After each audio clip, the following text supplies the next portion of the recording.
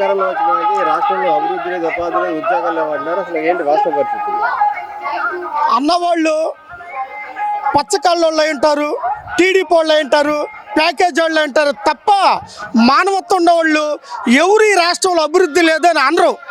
ఉదాహరణకి హాస్పిటల్స్ కట్టట్లేదా, ఆర్బీకేలు కట్టట్లేదా, సచివాలయాలు కట్టట్లేదా, 15 యూనివర్సిటీలో 8 యూనివర్సిటీలు పూర్తి చేసిన సందర్భం ఈ 75 సంవత్సరాలు ఓన్లీ ఆంధ్రప్రదేశ్లోనే జగనన్న ప్రభుత్వాలను చూసాం. అదంతా అభివృద్ధి కాదా? కాకపోతే పవన్ కళ్యాణ్కి అభివృద్ధి అగపడదు, ఓన్లీ మోసాలు చేయటం, ప్యాకేజీలు తీసుకోవడం తెలుసు. లోకేష్ ప్రజల పట్ల చిత్తశుద్ధి లేదు కాబట్టి, ప్రజలంటే ప్రేమ లేదు కాబట్టి పాదయాత్ర తీసుకొని ఆ పోలేపల్లిలో తొడలు వస్తాడని చెప్పి, తొడలు మంట పుట్టినని చెప్పి అక్కడ కాడి పడేశాడు. అతనికి ఏం తెలుసు అభివృద్ధి అనేది? వాళ్ళ నాన్న టైంలో అభివృద్ధి చేస్తే కదా ఈ అభివృద్ధి అగపట్టడానికి. కాబట్టి లోకేష్ని ఎన్నికల నుంచి డిస్మిస్ చేసేసారు. 24లో ఎక్కడ పోటీ చేసినా అట్టర్ ఫ్లాప్ అయిపోతాడు. లోకేష్ కావచ్చు, పవన్ కళ్యాణ్ కావచ్చు, చంద్రబాబు కావచ్చు. అంటే పవన్ కళ్యాణ్ ఏమంటున్నాడంటే జగన్మోహన్ రెడ్డి అప్పులు తెచ్చి బట్టలు నొక్కున్నాడు, అదే మా ప్రభుత్వం అధికారంలోకి వస్తే జనాలకి సంక్షేమం ఇస్తూ అభివృద్ధి చేస్తున్నారు అంటున్నాడు కదా. అప్పులు తేని ప్రభుత్వాలు ఏమున్నాయండి? అప్పులు కూడా తీసుకొచ్చినా కానీ అవి రూపాయిని ప్రజలకి చేర్చిన వాళ్ళు గొప్పవాళ్ళు. గతంలో అప్పులు తీసుకొచ్చారు చంద్రబాబు నాయుడు, వేల లక్షల కోట్లు తీసుకొచ్చాడు. అదిగో హైదరాబాద్లో బిల్డింగ్లు నిర్మించుకున్నాడు, అది అక్కడెక్కడో నిర్మించుకున్నాడు.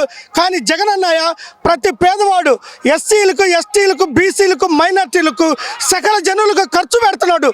అది ప్రభుత్వం అంటే, అది పాలన అంటే.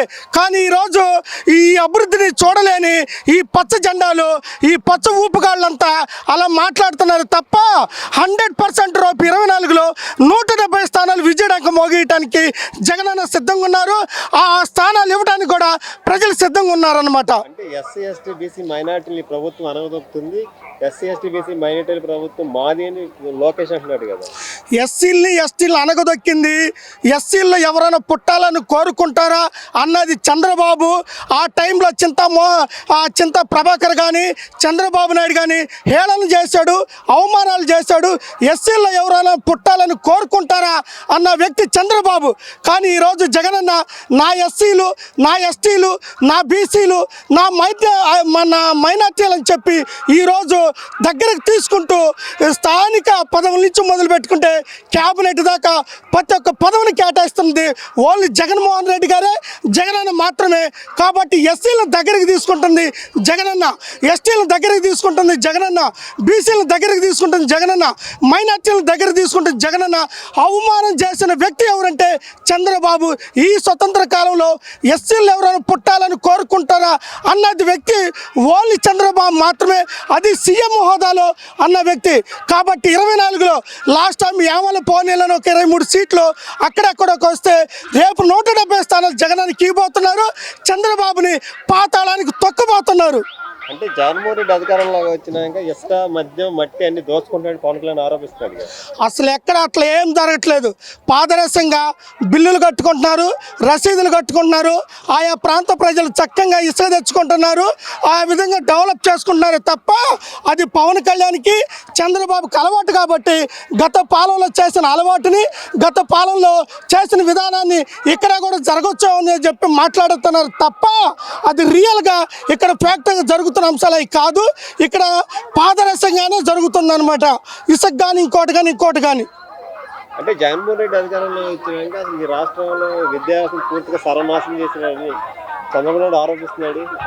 అసలు ఈరోజు ఈ స్వతంత్ర భారతదేశంలో, ఈ 75 సంవత్సరాల స్వతంత్ర భారతదేశంలో విద్య పలు మార్పులు, ఆధునీకరణ, మెలకు అయినటువంటి విద్య, ఇంగ్లీష్ మీడియము, టెక్నాలజీ కూడుకున్నట్టు విద్య, స్కూళ్ళు బాగోగులు అన్నీ ఓన్లీ ప్రభుత్వంలోనే ఏర్పడిన తప్ప గతం అంతా విద్యని నాశనం చేయడానికి పెత్తందారుల పిల్లలు ఢిల్లీలోనో అమెరికాలో వెళ్ళటానికి అవకాశాలు వచ్చినాయి. కానీ ఈరోజు పేదవాడు కూడా ఐక్యరాజ్య సమితి లాస్ట్ 2 months 3 months అమెరికా కూడా పోయించారు మనోళ్ళు.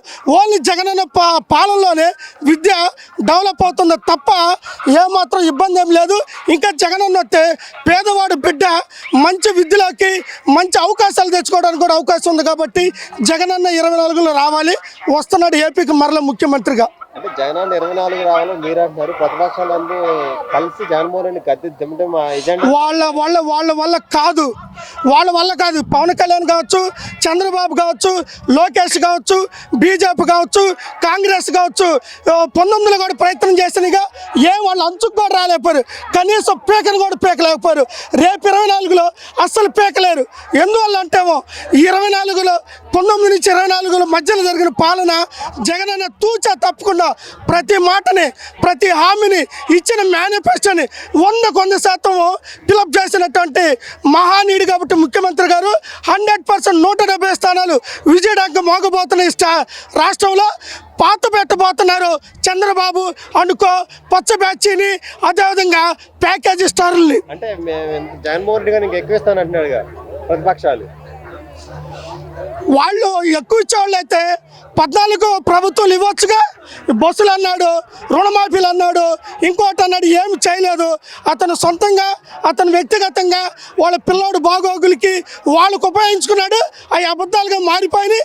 జగనన్న చెప్పినవి మొత్తం అమలైనవి. కాబట్టి రేపు 24లో మళ్ళీ జగనన్న తెచ్చుకున్నారు.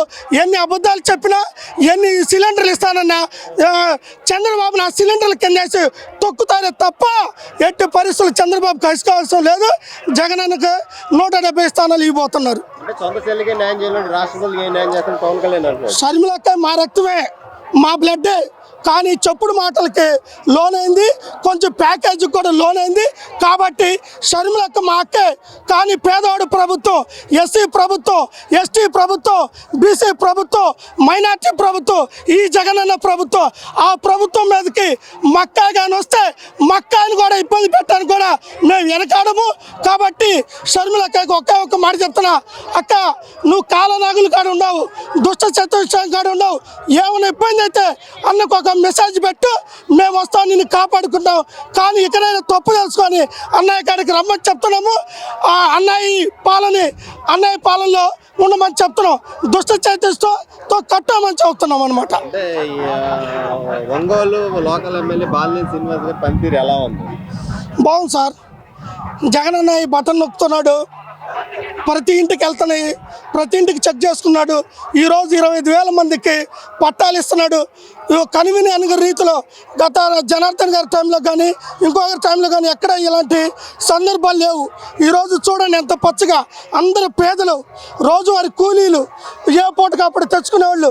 ఇలా ఒంగోలు నగరంలో సెంటు కొనుక్కోవాలంటే ఎంతో ఇబ్బంది, ఇంకొచ్చి కొనుక్కోవాలంటే అలాంటి వాళ్ళకి ఫ్రీగా ఇస్తున్నటువంటి మహానీయుడు బాలినేని శ్రీనివాసరెడ్డి గారు. కాబట్టి ఆయన మరలా అఖండ మెజార్టీతో గెలిపించడానికి కూడా మేము సిద్ధంగా ఉన్నాము. రాబోయే 24 ఎలక్షన్లో జగన్మోహన్ రెడ్డి గారు సింగిల్గా అవుతున్నాయి, ప్రతిపక్షాలు కట్టగా అవుతున్నాయి. జనాలు ఎవరి వైపు ఉంటారు? 100% సింహం వైపే ఉంటారు, జగనన్న వైపే ఉంటారు. జగనన్న 100% పేదల పక్షపాతి. కాబట్టి వాళ్ళు పవన్ కళ్యాణ్ కావచ్చు, లోకేష్ కావచ్చు, చంద్రబాబు కావచ్చు, మా అక్క షర్మిలక్క కావచ్చు, అందరు కట్టగట్టు వచ్చినా ముడేసి భూములకు పాతుతాం తప్ప వాళ్ళు ఎక్కడ రాష్ట్రంలో తిరగరు.